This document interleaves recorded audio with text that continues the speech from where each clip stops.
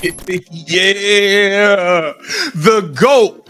Logo threes are back, y'all. Logo threes are back like they never left. Caitlin Clark doing it to him. Caitlin Clark is on fire.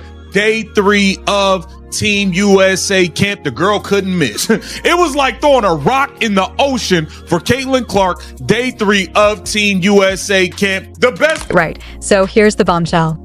A reporter named Sabrina has just pulled back the curtain, and what she's revealing about USA Basketball's camp with Caitlin Clark is nothing short of explosive. According to her, Caitlin didn't simply earn a spot on the team, she shattered it. She didn't just play, she seized control.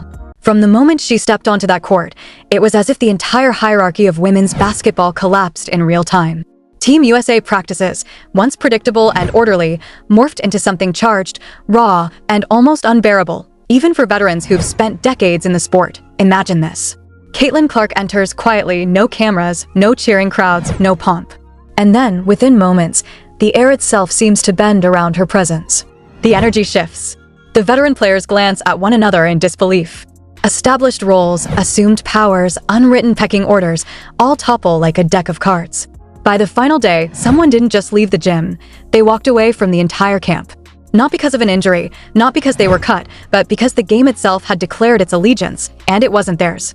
What transpired behind those closed doors, in those grueling, tension-filled sessions, is only now coming to light, and it is absolutely mesmerizing. Sure. And we wrote about that on the site, just like how people have been perceiving the negotiations and what still affects them and what they're thinking about with regards to the new collective bargaining agreement. But for now, just good time at camp, 3 days in North Carolina. A little snow on one of the days, just a little taste of the winter. Best player in the room. No debate, no qualifiers. But here's the question that's buzzing through every corner of that gym. Were the other players truly intimidated by Caitlin Clark? Did her presence strike fear into them, freeze them in their tracks?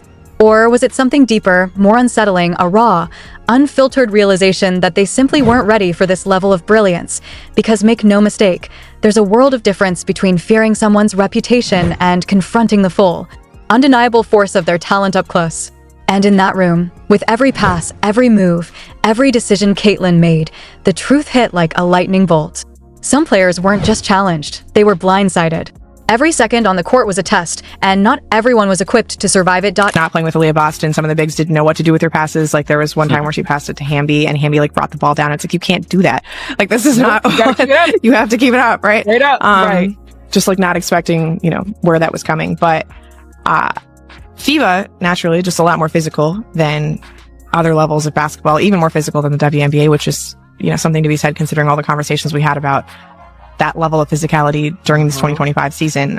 So having to see Caitlin go at scouting players who were, instructed to play at a FIBA level of physicality was interesting considering how long she's been out and the fact that she's still ramping up injury wise, but she looked good.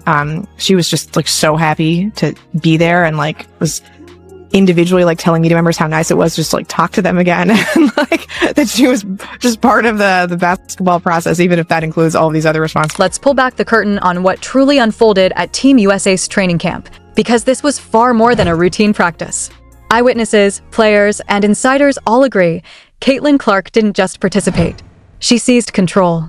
Every drill, every play, every moment on that court bent to her rhythm, and in doing so, she ripped the mask off a truth that nobody wanted to confront. The long-standing hierarchy of women's basketball, carefully maintained for years, was turned on its head, obliterated in real time. Veterans who thought they'd seen it all found themselves staring at a new order they couldn't ignore. Some were stunned. Others were quietly furious. But one thing was certain, nothing in that gym would ever feel the same again.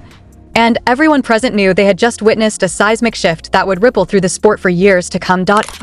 And just fun to see the players in a live game situation again, because you think about Caitlin hasn't played since July 15th, Yes. There are 4 sparks of this camp. Their season ended on September 11th, right? So it's been a long time since any of them have really played competitive basketball.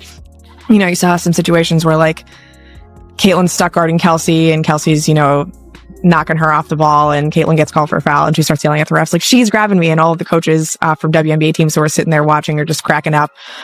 Kelsey had one situation where she sort of finished through traffic. She'd been struggling a little bit, got through to the hoop, just yells right in the Becky Hammon and Nikki Fargas's face, and Before we dive into the chaos that erupted over those days, let's set the stage. Team USA camp was supposed to be precise, controlled, a clockwork machine of elite athletes perfecting their craft. Reps were to be drilled, chemistry built, systems refined, all in preparation for battles on the world's biggest stage. But then Caitlin Clark stepped into that gym. And suddenly, the rules no longer applied.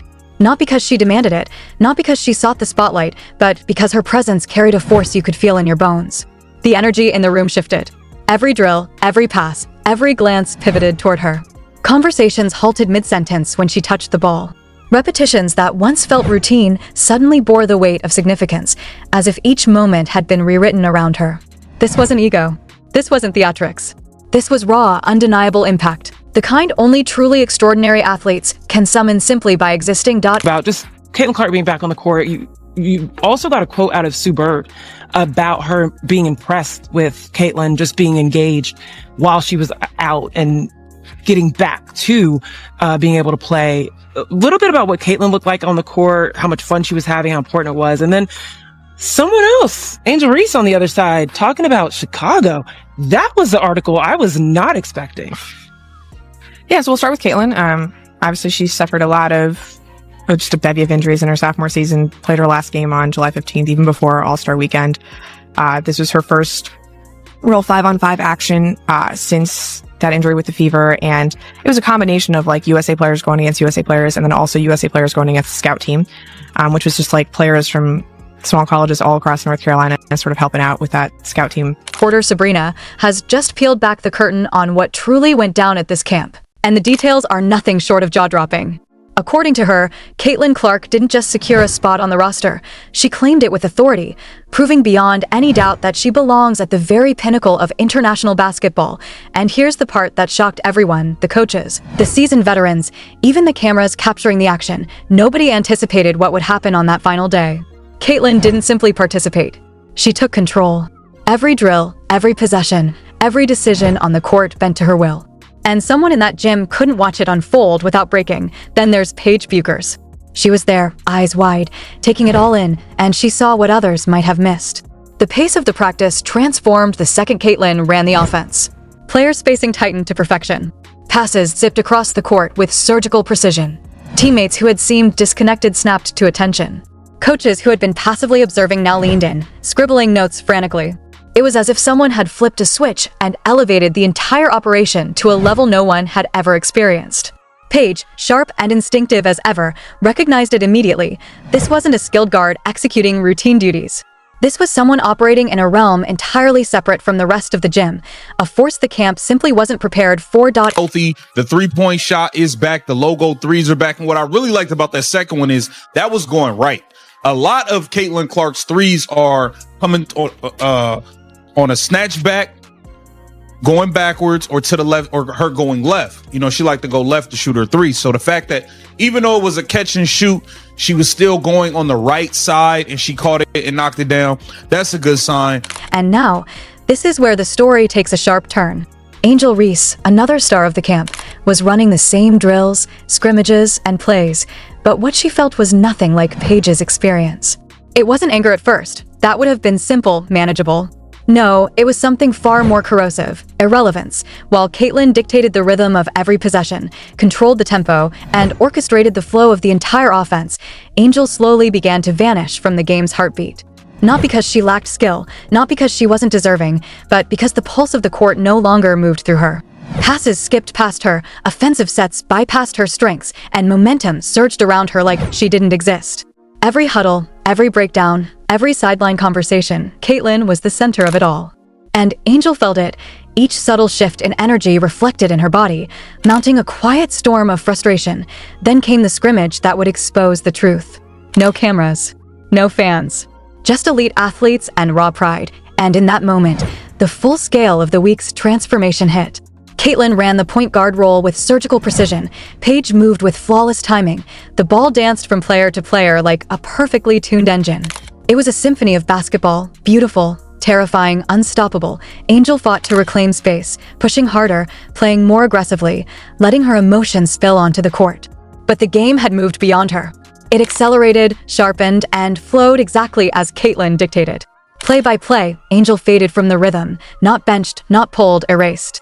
And in that crushing clarity, the realization struck her like a thunderclap. This wasn't just a battle of skills. This was a confrontation with a force far beyond anything she had ever faced. The game itself had chosen its leader, and it wasn't her.